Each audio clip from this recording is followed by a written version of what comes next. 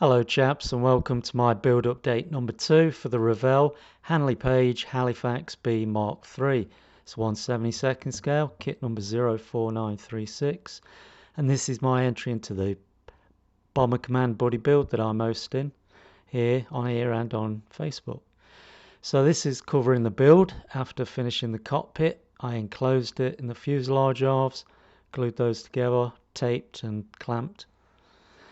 And while that was set in, I then got the parts for the two wheel bays, glued those together, and I let those set. That's just another view from the opposite end. And then when they were set, I glued them into the bottom wing halves.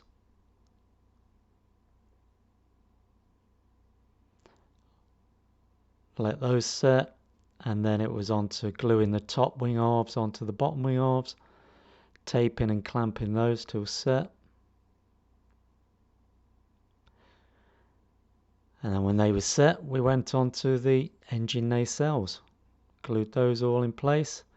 A little bit of filling needed around some of the areas on those, and smoothing down, especially on that top part on the large nacelle there. And after the nacelles were fitted, we fitted the wings into the fuselage, and then it was on to wing tips and the horizontal stabilizers. And then I took a few pictures, show that all done, everything in place. So next it was on to gluing in the ailerons and the radome on the underside of the fuselage, which you can see there. And there's the aileron in place.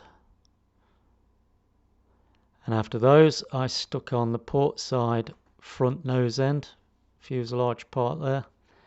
That was followed by the starboard side to complete the fuselage.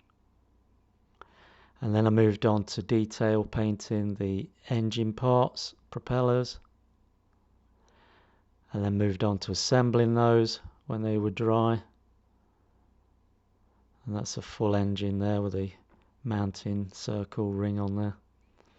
That's a rear view showing the exhaust stack. Then after that, I assembled the cowling parts, engine cowling. Put the exhausts on cocktail sticks to make them ready for primer. And then I glued the engines onto the front of the nacelles. And when those were set, I then put the cowlings in place.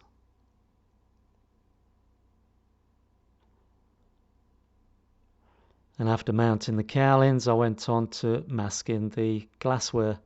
So I got a new blade on my scalpel, got some tape, masked those, glued the canopy and the two top windows in place, followed by masking and gluing the front canopy in place there.